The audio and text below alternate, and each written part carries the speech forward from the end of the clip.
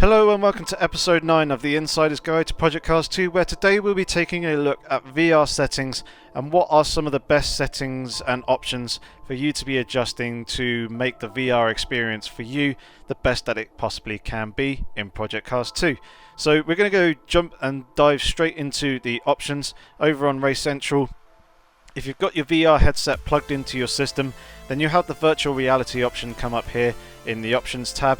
If you go into that, you got a number of specific virtual reality options within this. So the first option is gaze control, which essentially, when it's set to off, all the navigation of all the screens is done via the mouse or the controller or wheel or keyboard, whatever it is that you're using to navigate around the screen.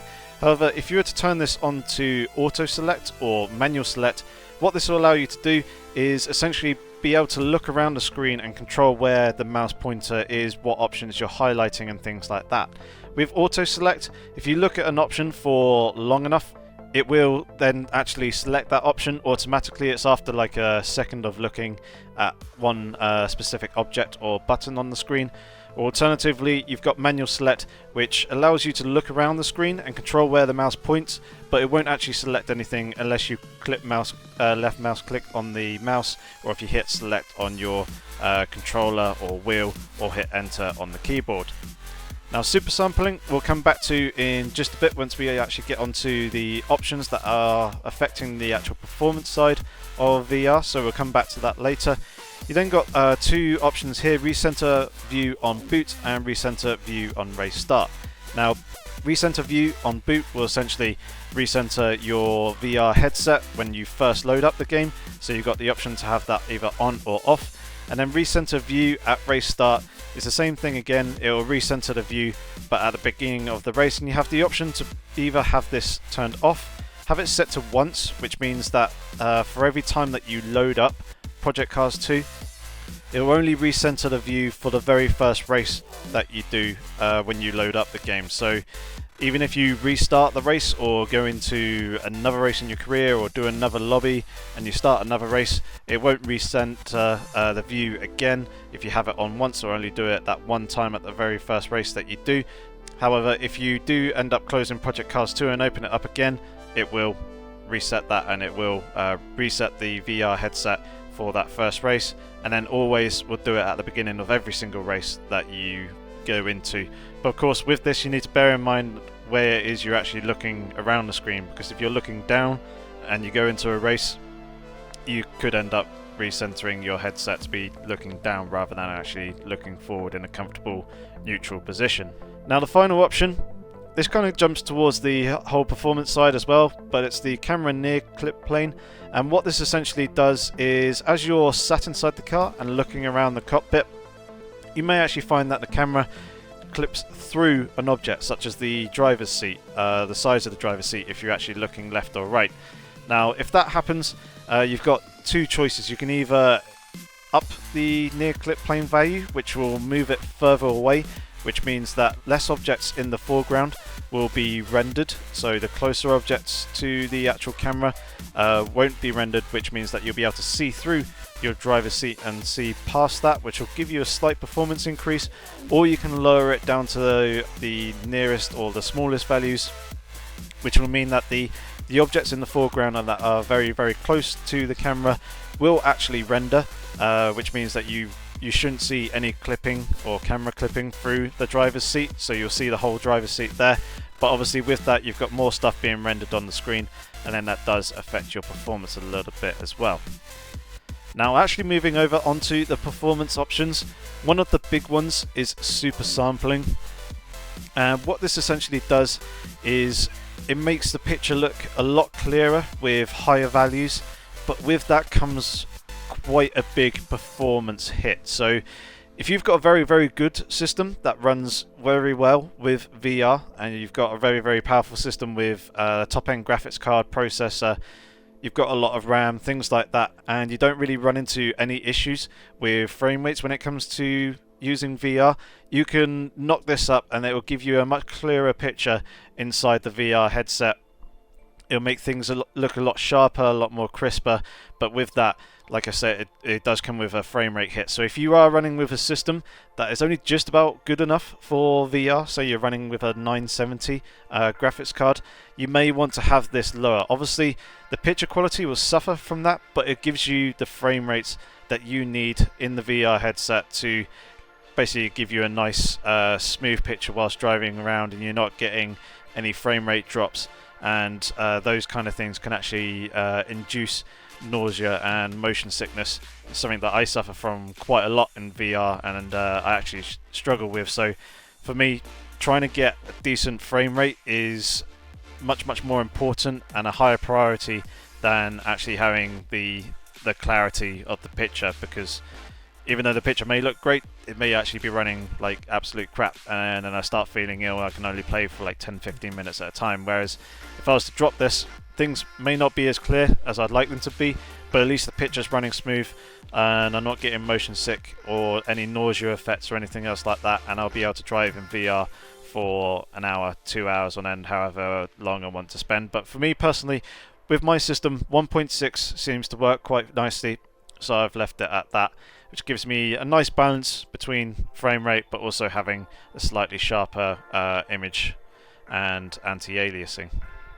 Now next up, we're actually going to take a look at the performance settings, and one of the great things about this is it actually creates a separate performance save profile to the settings that you'll have when you're not using VR headsets. So if you're jumping backwards and forwards between VR and non-VR an awful lot when playing Project Cars 2, the system automatically detects when you've got the headset plugged in or not, and it will automatically load up the applicable profile for each one. So essentially what you'll have is a save profile of performance settings for when you're not using VR, and then a save profile for when you are using VR, which means that you don't have to go back into the performance options and adjust each and every single option each time that you switch back and forth between VR. It's very useful and makes things a whole lot easier. So we're now actually going to go through all the performance options here and actually talk about which ones have what kind of impact in terms of performance and also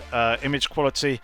And also here you can actually see the settings that I am running currently on my system. Whilst I've got a decent graphics card, my CPU isn't the best in the world, so I'm kind of having to compensate for that a little bit in terms of trying to bring down the image quality slightly to try and make sure that I'm maintaining 90 FPS as much of the playtime inside the car as possible. Now the resolution, despite actually running a 1080p monitor, I've actually got this down to 1360 by 768. Obviously my monitor's running at 144 Hz, so I've got that setting set there. You could just change it back and forth by cycling between the different resolutions, and that sub option is there. But this actual resolution option is actually separate to the resolution that you'll see inside your VR headset. It's on the actual monitor or the display screen that you are using the TV. So you can afford to bring this down as it has a moderate impact in terms of your FPS. So bringing it down will give you a FPS boost, and essentially what you want to do is lower it down to basically a setting that is good with you in terms of being able to navigate through the menus, being able to read text and things like this. Currently at the moment where I'm recording this video, I'm actually running in the 1920 by 1080 resolution, so the text and everything is all nice and clear for you guys.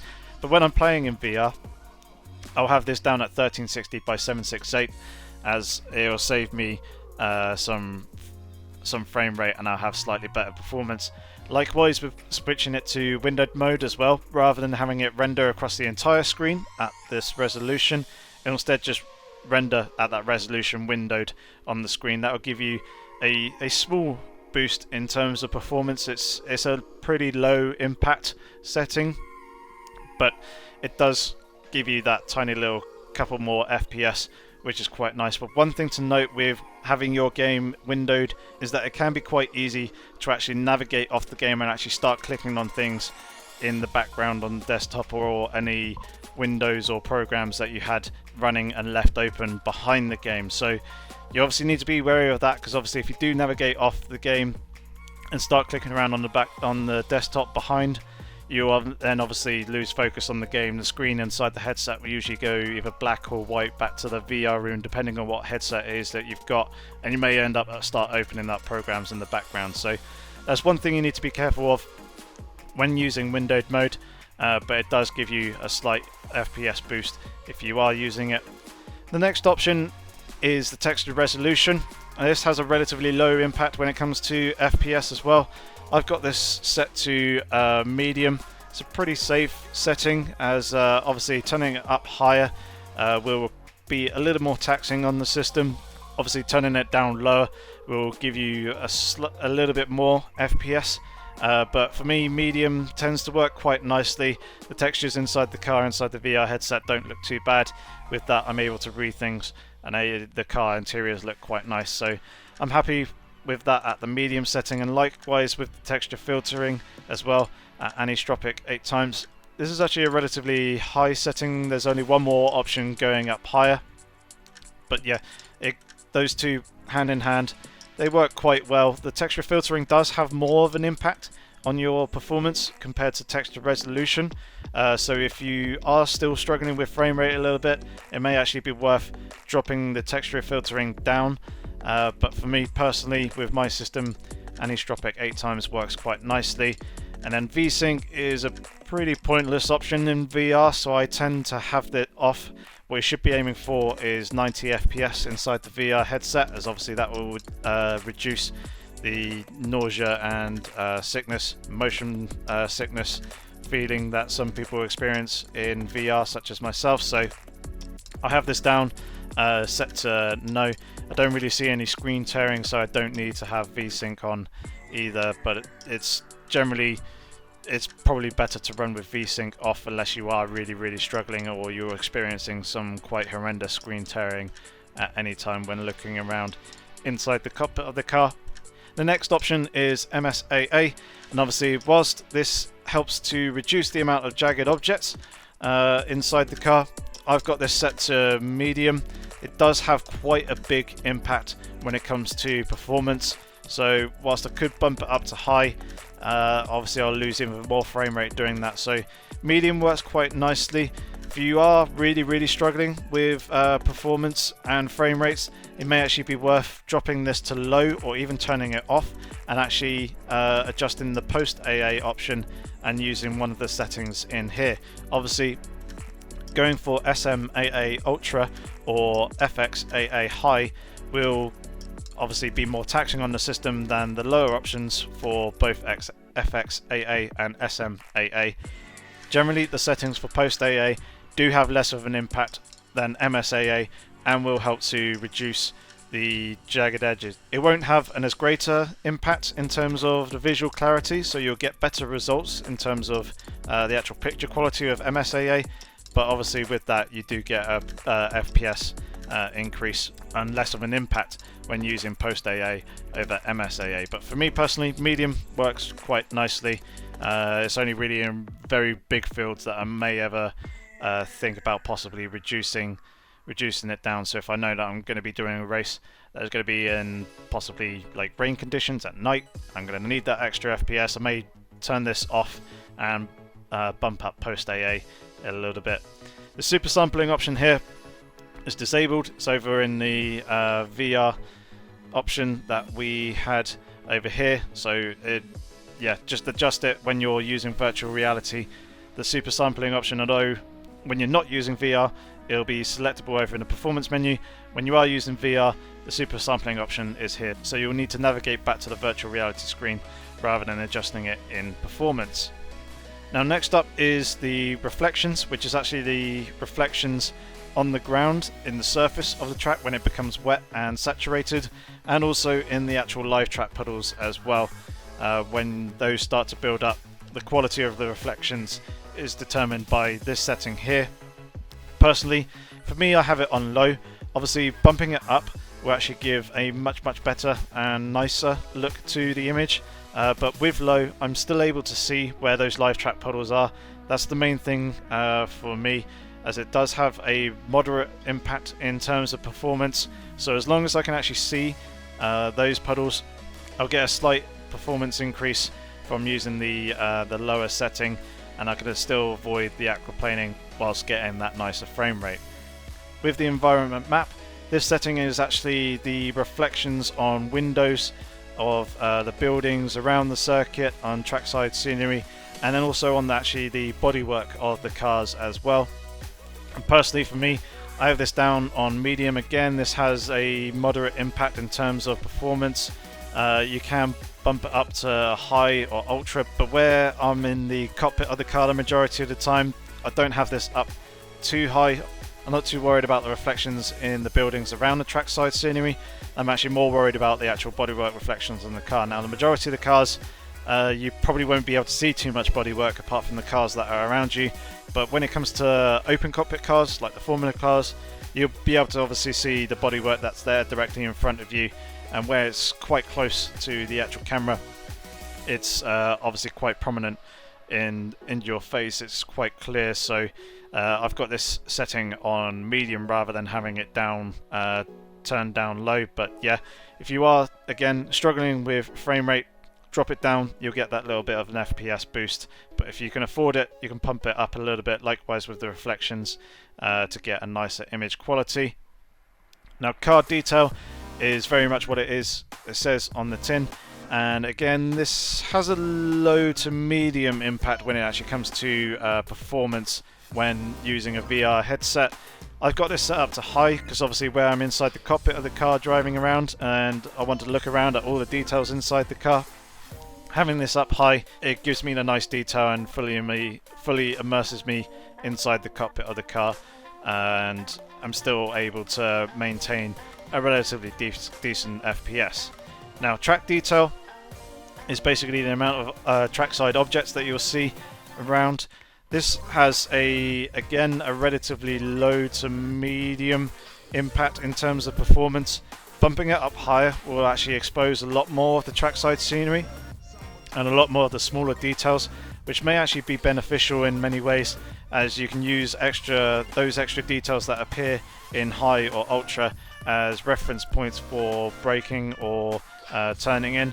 But generally I tend to find that the reference points that I use are still all there on medium, so I keep it at that setting, and obviously it gives me a nice balance in terms of the image quality, being able to see what's in and around the outside of the track and the trackside scenery and environment, whilst obviously still maintaining a decent frame rate as well.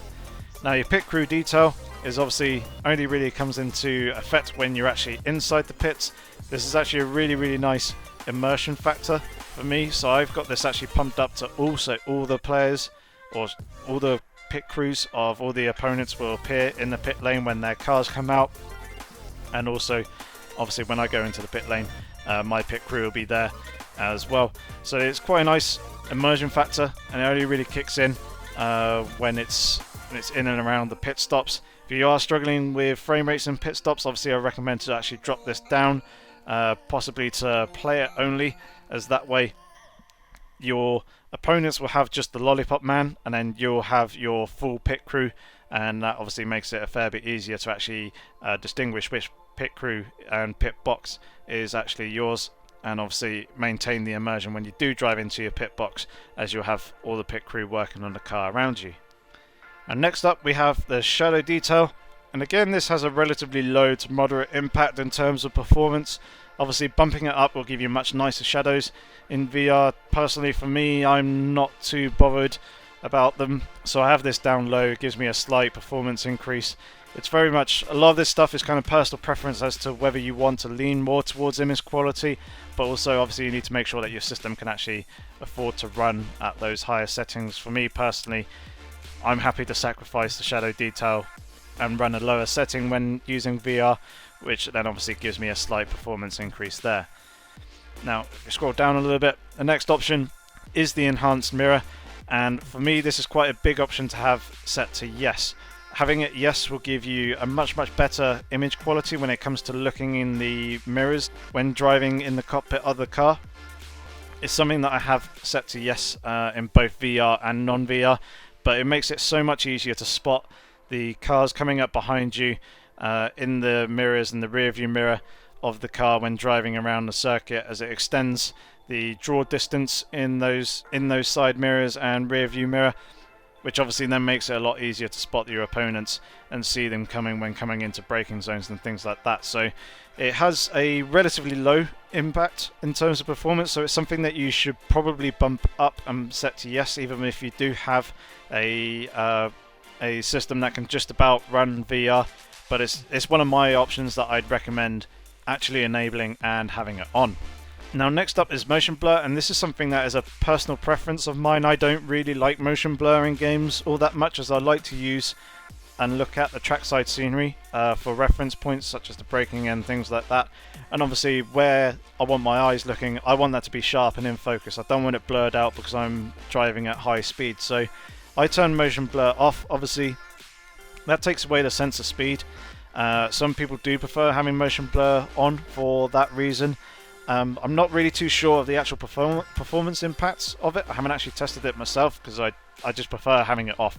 So it's not something that I've tried and adjusted in terms of frame rate, but it's very much a personal preference kind of thing for me, as I like to basically have things sharp and clear wherever I want to look my eyes in and around the environment and in and around the car around me. Now render frames ahead. This has quite a moderate to high impact in terms of performance. It's not really something that you want to be bumping up when using VR, so having it just set to 1 works perfectly fine. It's the lowest setting that you can have. If you go up any high, you'll probably start to see quite a significant impact in terms of your frame rate. So putting that down on the lowest setting will help in that sense.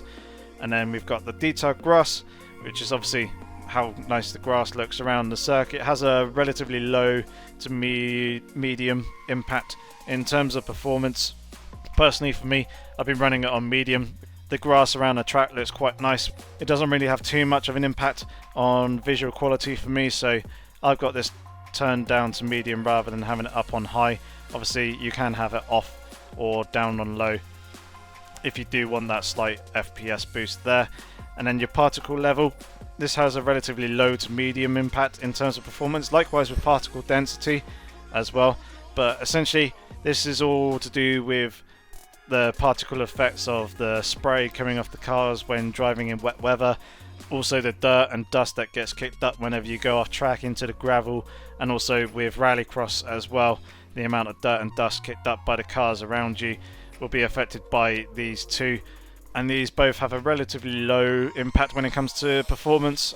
Personally for me, I do quite like to see those effects when driving around a circuit. So I've bumped both of them up to high. It just improves the immersion factor that little bit extra for me, and makes me feel properly immersed inside the cockpit of the car when driving around in VR. So again, it's kind of a personal preference thing. If you do need to get that slight performance increase, drop it down a little bit, but if you're looking for a bit more of an immersion factor, it's something that you can bump up. But that's basically a rundown of all the performance options. Obviously this is all very much actually dependent on your actual system, how good your graphics card is, how good your processor, the amount of RAM, whether you are running the game on a hard drive or an SSD. Obviously all those performance factors you'll need to take into account when using VR. If you're just about meeting the minimum requirements for VR, I'd recommend turning down a lot of these things and trying to sacrifice the image quality for higher FPS. Obviously that will reduce the motion sickness, it will reduce the nausea effects that you may be experiencing and allow you to play for extended periods of time in VR, which will make it a whole lot more enjoyable. But obviously if you've got a super duper fantastic system that you spent a ton of cash on and does very, very well with running VR, you can afford to bump a lot of these options up higher, give you much better image quality, but obviously make sure that you do stay in and around the 90 FPS target, ideally above if you can, to avoid running into any nausea or motion sickness feelings, and in being able to actually enjoy VR in its full effect. Now, there is one final thing that we're going to cover before we wrap up this episode, which is when you're actually in the car and driving around the circuit. If you go into the pause menu, then go into options, you have the virtual reality option here, and this actually goes into a live view with a number of settings that you can adjust. Now here you can move the seat position up and down. You can also move it forwards and backwards, as you can with the keys on the keyboard. W, S, A and D. Do that with W moving it up, S moving down, A moving the seat backwards, and D moving it forwards. You can also adjust the world scale here as well, which will basically adjust how big things are inside the environment in terms of like your steering wheel and things like that. Personally, for me, having it set to 1.0 works rather nicely. It does give a pretty much spot on feeling in terms of how big objects are in the game. It does feel rather nice and lifelike. And next up, you can actually adjust the angles of the mirrors. This is both the horizontal tilt, so you can see I'm adjusting the left mirror there, moving it more to the left, or I can bring it in to more towards the right.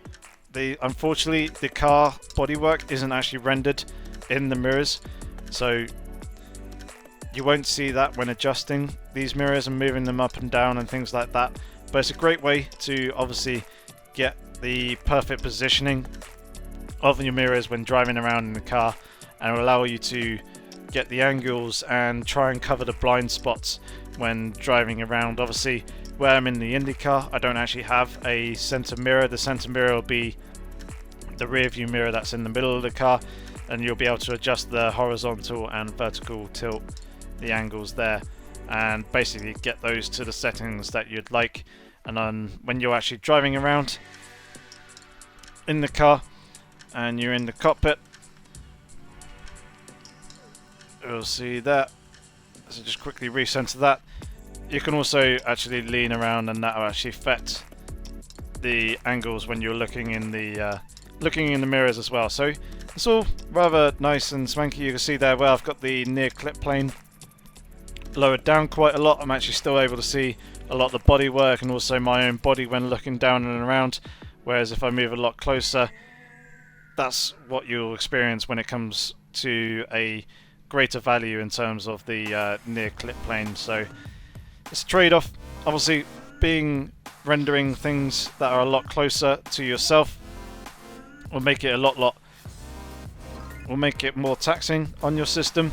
It just helps with the immersion factor, as I can lean in close to the side of the bodywork there of the cockpit and still be able to see it. So yeah, basically VR is awesome. It is really, really good and very, very immersive. I definitely recommend looking into it if you have the money and you have the system to be able to run VR. It makes it a lot easier to judge braking distances, as you've got the whole 3D effect. It just gives you a much greater sense of depth within the environment, and yeah, you'll have some amazing moments driving around in Project Cars 2 with VR. And obviously with the settings that you can adjust within the game, you can really tailor it to your own personal experience, the system that you're running. And basically, hopefully with this guide, you would have been able to find some settings and improve some things to basically get that nice balance between performance and also frame rate for your own liking. So hopefully you learned some things about VR in Project Cars 2.